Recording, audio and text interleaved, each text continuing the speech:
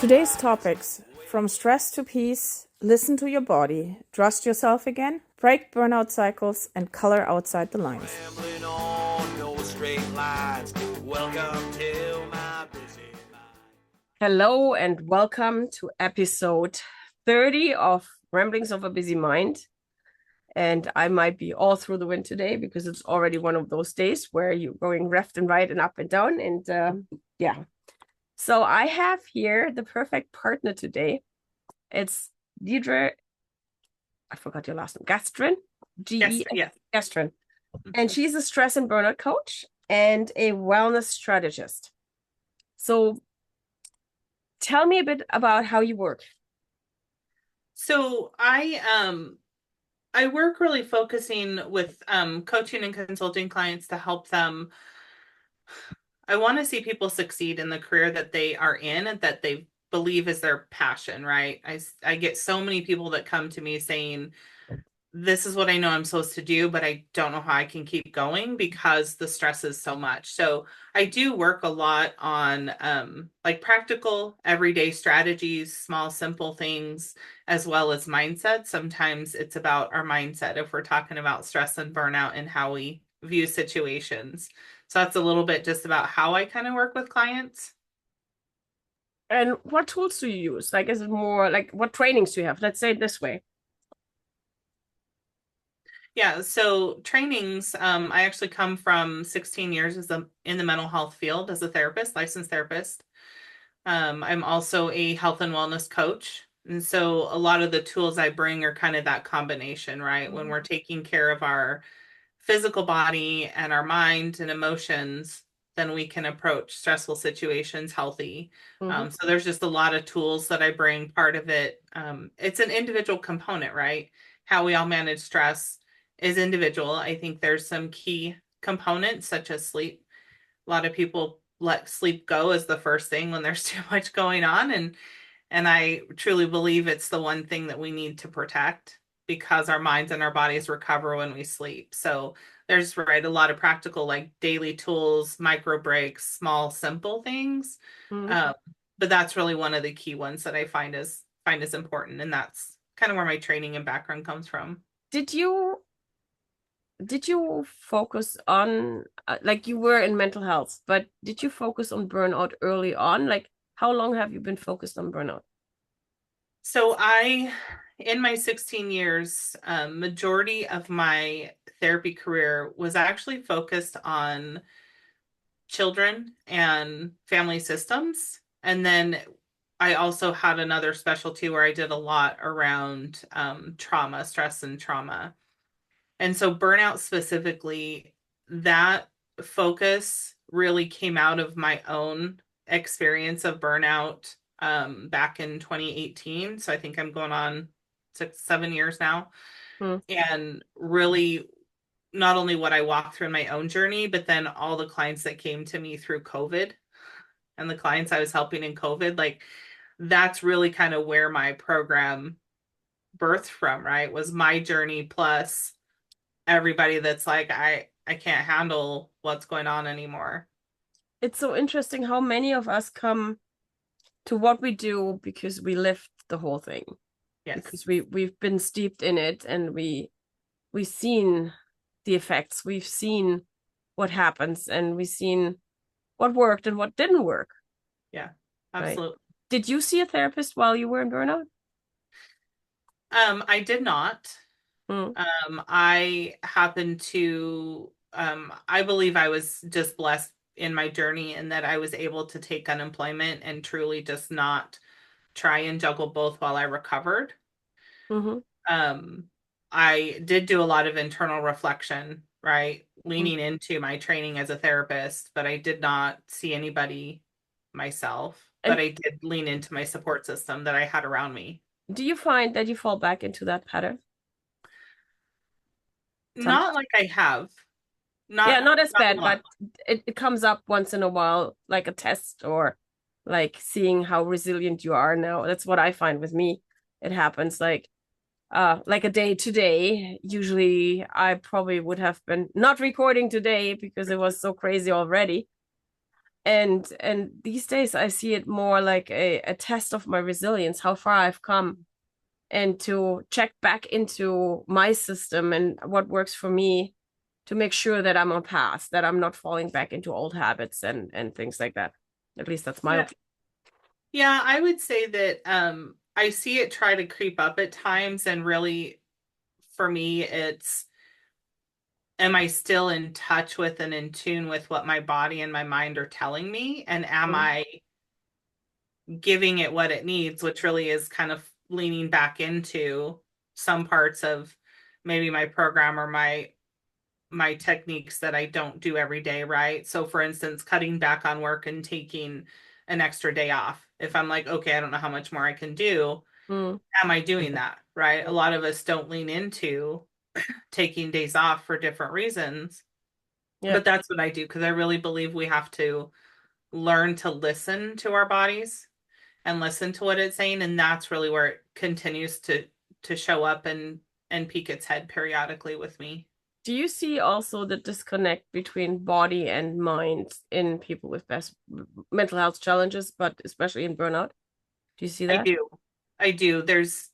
We get in this rut where we are so externally focused, right? That we're focused on what other people need from us, all those things on our to-do list, that we lose sight of what's going on in my body, right? And I hear it all the time. I'll ask people when they say I'm feeling stressed or anxious, okay, what are you noticing in your body? And I just get a blank stare, like they can't. Yeah. There is a huge disconnect.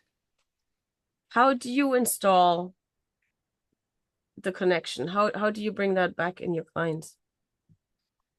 I do that through some different mindfulness practices, right? One of the most common ones as a therapist is we might do a body scan. So let's just take some breaths and let's turn our focus inward on what that breath feels like, and then just kind of go throughout the whole body and have people recognize that. I also use a very common example, right? That when people are stressed, most people know they'll get tension because they lift their shoulders, they shrug and hold it. And so I'll come back to that. I'm like, well, do you ever notice that when you're extra stressed, you get this tension headache or your shoulders are too tight? I go, that's what you're paying attention to. That's how you reconnect to your body, as you look back at that and Mhm. you go, oh, I am shrugging my shoulders. Let me fix that. One of my favorites is, do you breathe? Yeah, right. Yes. Which We is a don't pay big one attention to that. because people usually, like, when we're stressed, we don't breathe at all. Right. Right. Yeah, hold our breath. People don't pay attention to that very much either. Mhm. So if somebody comes to you and says, I need help, and they might not be able to go to see a therapist or guide or mentor yet, is there any tools or tips that you have on your hand that you can say, here's a freebie, here's something that you can do, or here's a website that you can look at? Yeah, absolutely. And I have one of those on my website, at abundantwellnessessentials.com. On my homepage is my freebie, which is it's a download. It's an ebook that I wrote called Stress to Peace in Just 2 weeks. Mm. And really what it does is it just gives you like three very basic things to start with, right? And some of it's what we've talked about. It's, let's slow down our breathing. Let's refocus on our breathing. Let's refocus on quality sleep. I don't push quantity because that's different for everybody, but I talk about sleep in there. And then I kind of talk about some micro breaks. So people can access that at any time on my website. Mm. And if sometimes abundantwellnessessentials.com, it's a long name. You can also get that download at stresstopeace.com, which connects right to the name, but Mm. there's a free resource right there. And I've got others on my website too. Yeah. I find that's so detrimental these days that people don't know where to go to. They don't know what to do. They are not even sure if they're in burnout. Most of them negate it completely. Like when you start talking to them, they are completely no, it's just overwork. It's just normal. It's gonna get better. But the detrimental part in that is when they negate that and when they neglect that part, that it's already your system screaming at you it's not going to get better. It's actually going to get worse the longer you wait, right? Yes. And that comes from somebody with 25 plus years. And I look back at my life and I saw the first signs that I could go into burnout actually with 18, because I always put others before me. Yep. And even Yep. work didn't matter.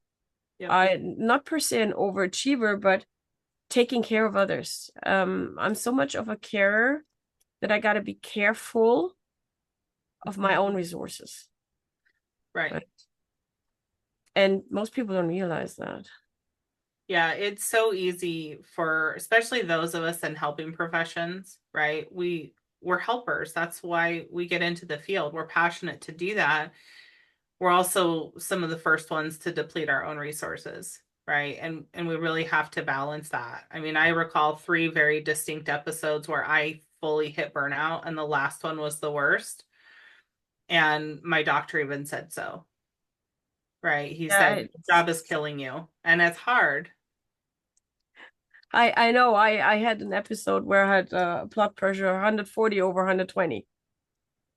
And Yeah. the company doctor, I was working at a big company in Germany at that time. Company doctor said, well, yeah, I'll give you 3 more days. And then if it's not calming down, I'll send you to the hospital.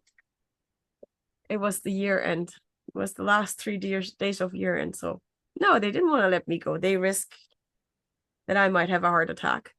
Yeah. And we actually had people in the company, in the other departments, dying of heart attacks in that time. Wow. Yeah. And that's like, when you look back at that, it's like, you ask yourself, why do you put so much effort into a company that's not your own? I mean, when you have your own company, that's a different thing. But for a company that or for an employer, and then you're not valued for the work that you do. On the contrary, you're just a sheep that's ready for the slaughterhouse until as soon as it's done its work, right? Right. It's so sad. Especially I see that in the nurses, I see that in the paramedics.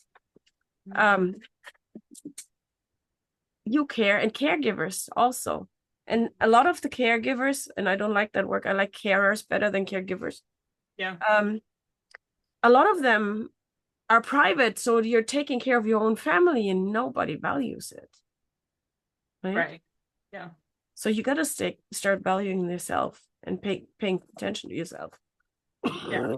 Yeah, absolutely. Because people don't, I think organizations, right? We could talk about the systemic issues, and that is kind of a passion project at some point of mine, because that's important too. But we have to be the first ones to take care of ourselves. And I think, like you're talking, right? People who are carers for family members, I think they can often be forgotten because it's family and they're segregated within a home, usually, right? They're not in a hospital, they're not in a care home.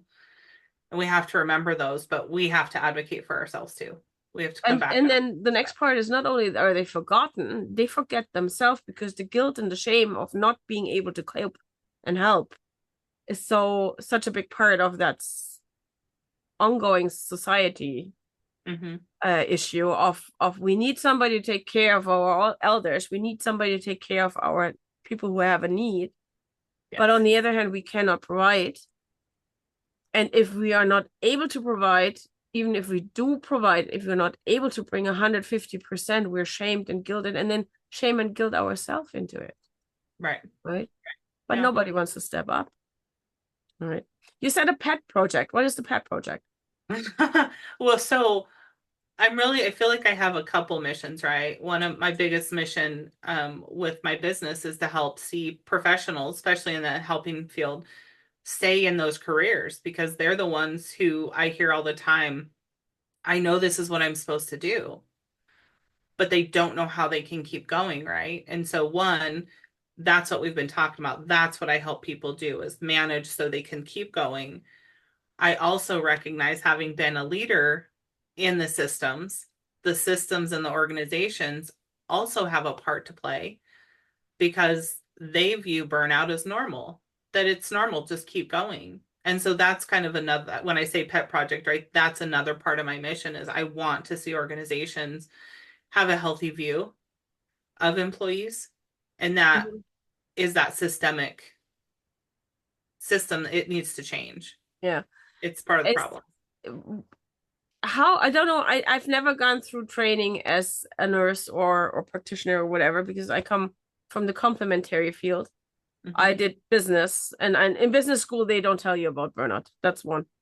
Never Right. ever. But do they do that with the nurses? Do they do that with the therapists? They do not. What is trained in school is not the reality once you get in the field. And that's the other thing I have seen and heard all the time. It's not. They don't talk about the financial side of being a therapist, right? We don't, I mean, that's a hard part in itself, but they don't talk about provider burnout and self-care and the importance of that. It's not talked about. Why cannot why can't self-care, and I'm not saying specific burnout, but why can't self-care be an emphasis in any training, school, like even grade 11, 12? Mhm. Why can't that be a part of this? Like, I know they start teaching yoga now here in grade 10, 8, 10 in school Oh, nice. Yeah. as an optional, Yeah. right? But why can there not be a part where where kids are already trained to pay attention to where they are, what they need, and to advocate for themselves? I would agree with you. It 100% needs to be there, right? But if I think there's a few things going on there. One, it's how we view self-care. Most people will look at, are you taking care of your physical needs, right? Food, water, safety. Are you maintaining, right, your hair, your appearance, those kinds of things? We look at those as self-care, but that's not what we truly need, right? We don't talk about the self-care, or as I refer to as the soul care, that we truly need, that you're talking about, right? The yoga. And I think that comes from two things. If we have adults who don't know how to take care of themselves, they can't teach kids early enough, Mm, right? mm, Because most of the time adults, they're going to teach the kids what they know. mm-hmm. So there's just got to be some education around. We have to educate everybody that what self-care really means and what that looks like to have a healthy, long, productive life. Mm. Yeah, I don't think it's gonna be us two advocating for that. Like, advocating, yes, but not running the campaign. It's going to take a lot of us, a team of us. Yes. I know a friend of mine that I had on the show already. She is a former paramedic, and she suffers from PTSD, Mhm. and she's overcome it quite nicely, but she's done everything she could. She took charge of her life, and she went off above and beyond. That's actually how we met. And she says the same, like, they're not trained early enough. There's nobody going in and saying, listen, this is what's happening. And it doesn't matter what kind of, like, PTSD and burnout both are somewhat environment related, not so much brain chemistry. Right. And still there is a stigma about both of them, that you are not willing to cope as a group often. Like, how often do the colleagues then go like, ah, yeah, sick again, blah blah blah blah blah, right? Mm. Not seeing the part that this person is actually struggling to stay over water. Right. While if you were aware, even in the workplace, if the team is aware that somebody has an issue with that, has a challenge with that, if the team stays up and says, what's going on, can you talk to me? Mhm. Or just have empathy for that person not being able to focus or cope today, and not putting the blame and shame again and the expectations, things would be so much easier. And I think we wouldn't have as much issues going on, because we need a supportive community. And if the community is there and sees you, half of it is already won, because they will Mhm. stop you. They will say, don't go further, go home, do whatever. Right. Yeah. Yeah. Community is so important. And we also have to be willing to listen, right? Lean into and listen to our support in our community. Yeah. Because I think many people get in the habit of pushing back, going, no, I'm fine. Yeah. No, they're saying something for a reason. And the other thing is the delivery is crucial too. I Yes. know if you come to me and you say you need to, I might go like, no, it's my choice to do whatever. But if somebody comes and says, do you realize might there be something? Might there be like the possibility, mentioning the possibility, giving options Mm-hmm. makes it easier to take on whatever they say instead of when they're confrontational and say, you need to change, you need to do this and blah blah blah. Then it makes it more palatable. Is it the right word? Yep. Yeah, it's easier to digest when somebody comes up and says, there's something going on with you, right? Yeah. 100%. And trouble in that also is the stigma of having a mental health challenge. Right. And I would agree, it's absolutely a stigma, and I think that's why people often don't reach out, right? And in the mental health field, that has shifted a lot in the last 10 years. I would say COVID really escalated that it's okay to reach out for help. And as a therapist, right, one of the things I would offer is many of us don't view somebody as the diagnosis, right? Like, I give it because I have to. Insurance says I have to. Mm-hmm.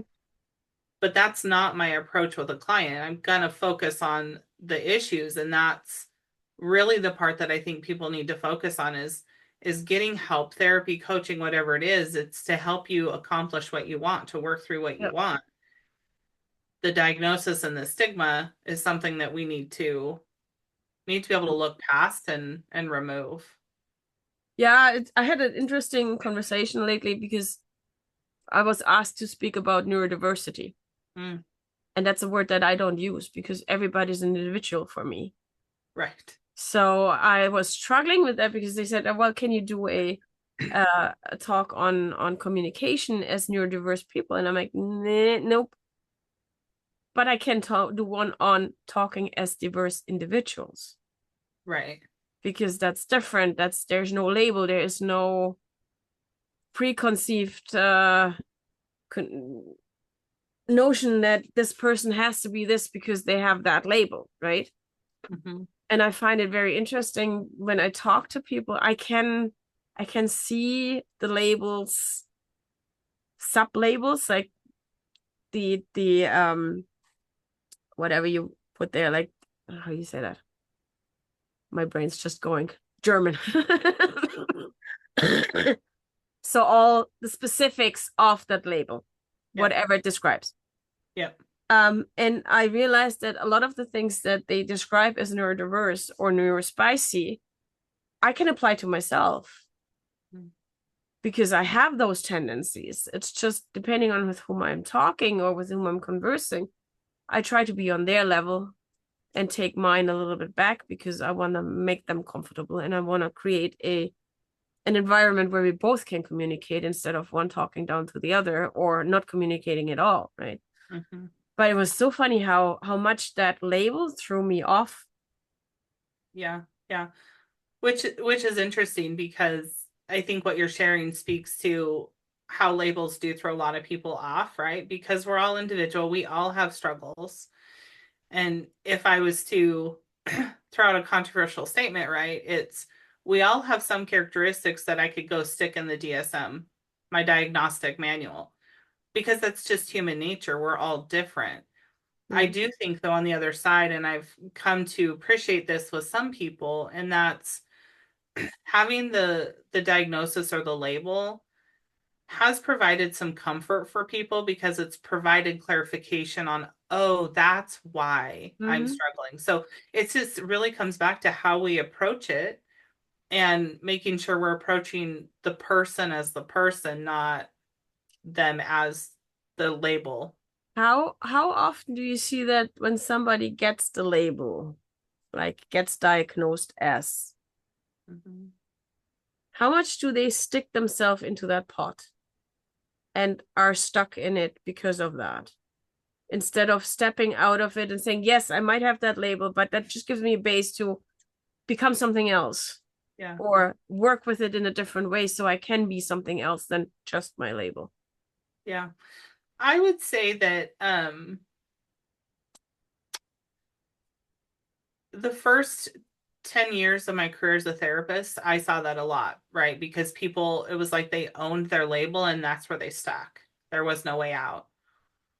And now, particularly over the last 6 years, I've seen the opposite, right? People, I don't share diagnoses with people unless they ask because I want them to know I'm approaching them as a person with some struggles. And if they're needing to know a diagnosis or they're needing to know like some category to help understand it, we talk about it. But more often than not now, that's just more of an understanding to know what they're working with or working through. Mm-hmm. And so I have seen that shift, right? And I don't know if part of that comes just from the population shift that I work with because I've changed. Or that could also be coming from the stigma on mental health is coming down, not fully down, but it's coming down, and that could be part of it too.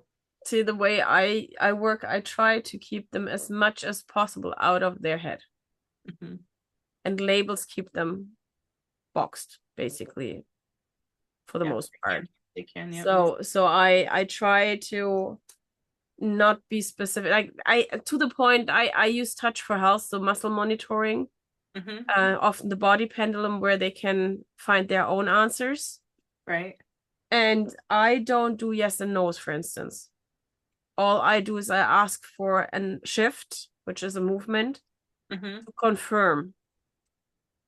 Because when I use yes and no, they automatically go, oh, that's bad for me if it's a no. Right. Or that's good for me, it's a yes. It's positive, negative. Same thing. They're so stuck in their head that if you take that away and you say you just look for a shift, like a magnet, you pull to something. And that shift can happen forward, backward, left, and right. It doesn't matter. So I'm giving them options. And the changes are wonderful to see because all of a sudden there's no box. And all of a sudden there's all those possibilities that can happen. Yeah. Which is great because then they can actually evolve into whatever they can be. Right. And they want to be. Yeah, people need to see that there are options and there are possibilities. Yeah. Yeah, my brain didn't work with most of the restrictions. So as I said, typical one of my examples is guided meditation. You walk through to the red door, you knock and you open the door, and I'm like, where's the freaking red door? And then I'm gone. I'm out of there. So basically I fell asleep in the meditation and I was shamed for that because I was pulling myself out of the process. Yeah. But if you change your wording to there's an opening and there might be a door, check what color it is. Then I might find a blue door and I might find the handles and I might open it. But then it's up to me and it's not that fixed box that I have to find. I'm not good with boxes. Yeah. We need to break boxes. Yeah, it's so much more fun. It's so much more fun to that was so funny because burnout brain wouldn't allow me to color outside the lines, and now I like to color outside the lines. It's so fun coloring outside the lines. We just have to see that it's possible and it's okay. Some people don't think it's okay. Give yourself permission to color outside the lines and give to explore and find more. And don't be stuck on that diagnosis, because a diagnosis just means there is certain tendencies that fit into that box, but it doesn't make you that box. Right. Absolutely. It's just tendencies, and it can offer insight to what types of treatment might be most effective to overcoming those. Yeah. That's great. I love our conversation. Do you have one exercise tip or something that you can offer the listeners to cope? Yeah. So one of the things that I say frequently is we all have the ability in ourselves. We just have to trust ourselves and look within. right? And so as long as you're doing that, you can cope. So coping can be just pause and check in with yourself, right? Take some slow, deep breaths so you can just slow down for a minute. But really, I want people to believe they need to trust themselves, right? I can give you tools, but I've also learned and I know that you already have tools, and let's go find them. Mm-hmm. And so lean into your own abilities. I think that's most important. I Lean in usually and say trust yourself. whatever makes you smile is correct. I like that. Yeah, because I if like it makes that. you cringe, then definitely step away. But if it makes you smile, then go for it. Right? Yeah. Whatever it is. Yeah. Yeah. Well, thank you so much for coming in today. And we're gonna post all the information on the bottom of the video as usual. If people want to reach out to you and feel drawn to you, I hope they take the chance and come and see you.